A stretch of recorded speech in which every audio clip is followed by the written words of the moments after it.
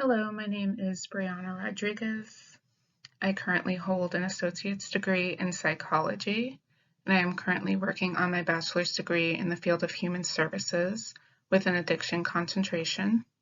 And today we will be discussing cybersex and compulsivity. Why cybersex and what is cybersex?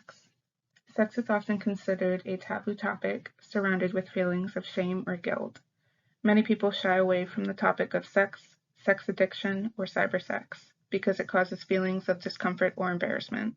It is important to educate on this topic to avoid these feelings and to provide adequate help for those struggling with it. Cybersex can be defined as any sexual activity, display, or discussion engaged by the means of internet. Technology and sex online. The World Wide Web. Examples of this would be Firefox, Google Chrome, and Edge. The World Wide Web is the most common method for accessing sex online. The World Wide Web can be used to access sexually oriented pages, commonly used to display pornographic images or videos. News groups are forums that discuss a particular topic. These can be used for sexual purposes to share sexualized text, pictures, and videos. Online chat rooms can allow multiple individuals to gather in a room and engage in live conversation. Many include video or audio options, which can be used for sexual content. Peer-to-peer file sharing. Sites such as LimeWire are typically used for sharing music, but can be used to share sexual pictures and videos. Social media.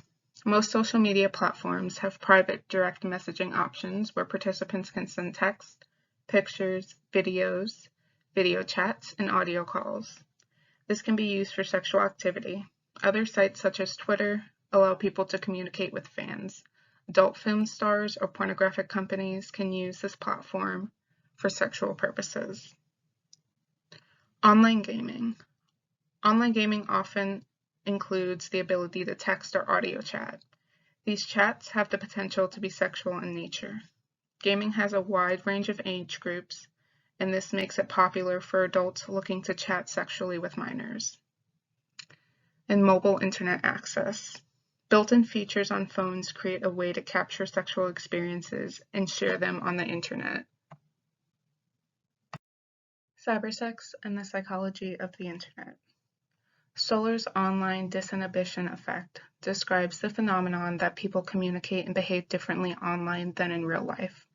Soller operationalized 6 characteristics that are a basis for why individuals engage in online sexual behavior.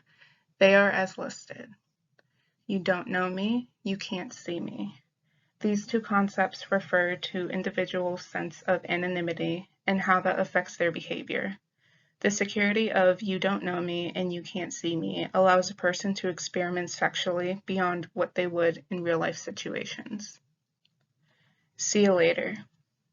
This refers to the feeling that online consequences can be avoided by leaving the application, deleting the application, or just turning off the computer.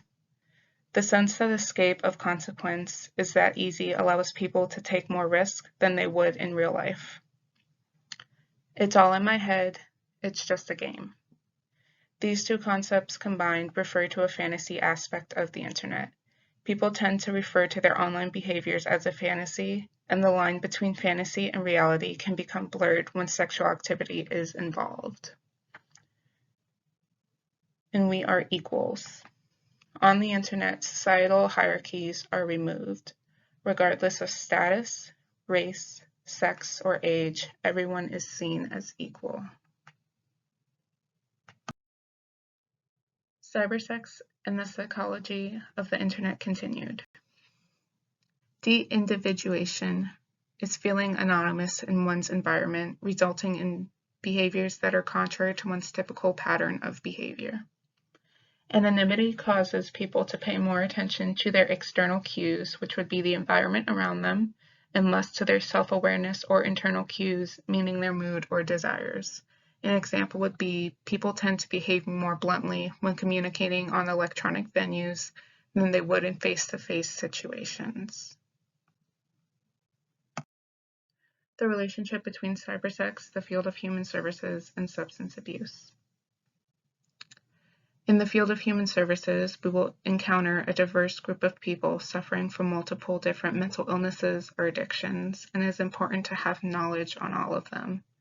Cybersex addiction is commonly co-occurring with other conditions such as depression, anxiety, bipolar disorder, OCD, and addictive disorders, such as substance use disorder. A study conducted by Valerie Voon, a neuropsychiatrist and neuroscientist at the University of Cambridge, found that there is a similarity between the brain of individuals suffering with compulsive sexual behavior and those struggling with substance use disorders.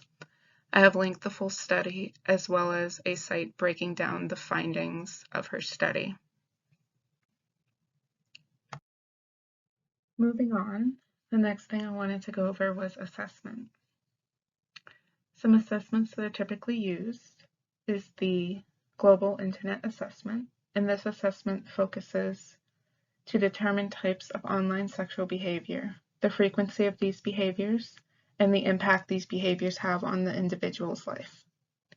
Some key characteristics to look out for problematic behavior are the loss of freedom to choose between stopping or continuing behavior despite negative consequences, and obsessive thinking associated with the sexual behavior. The next one I want to go over is the Internet Sex Screening Test. This is a self-administered tool to help the client assess their cybersex behavior. It consists of 25 core items and 9 general offline sexual compulsivity items. I have linked the screen for those of you who would like to go over it. And the last one that I wanted to go over was the Internet Assessment Quick Screen. This provides a basic overview of common issues that emerge for cybersex users. It is divided into 2 sections. Section 1 goes over the extent of a person's knowledge of the Internet and online sexual behaviors. Section 2 focuses on social, sexual, and psychological aspects of cybersex behavior. Questions are based around 6 dimensions: arousal, how tech-savvy a person is; risk, is this person chasing a rush; illegality, is this person crossing the line, are they watching child pornography or bestiality; secrecy, are they hiding this from their loved ones; compulsivity, is this ritualistic, is it need-driven.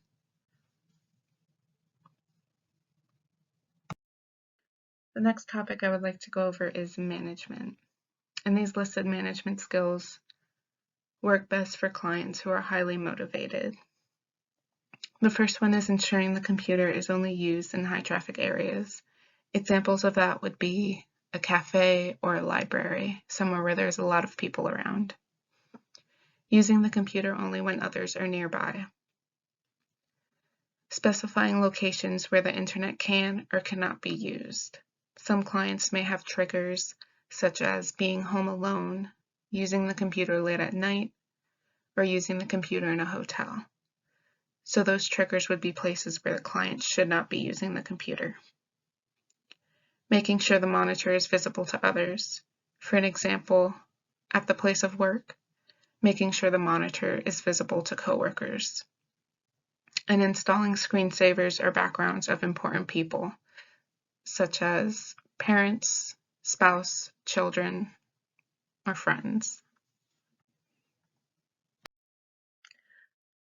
Another type of management that clients can utilize is electronic management. The first one I wanted to go over was filtering and blocking.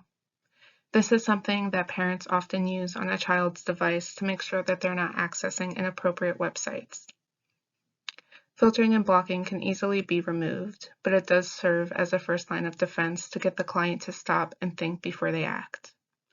Another type of electronic management is computer monitoring. These computer monitoring websites or installs create reports of the websites that the client used. This can be used as an accountability tool.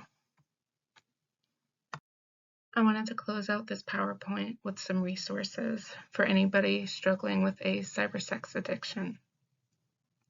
I've listed the Sex Addict Hotline available 24/7. I've listed websites for seeking therapy with therapists that specialize in cybersex addiction. And I've listed some local resources. That is the Sexaholics Anonymous meetings website.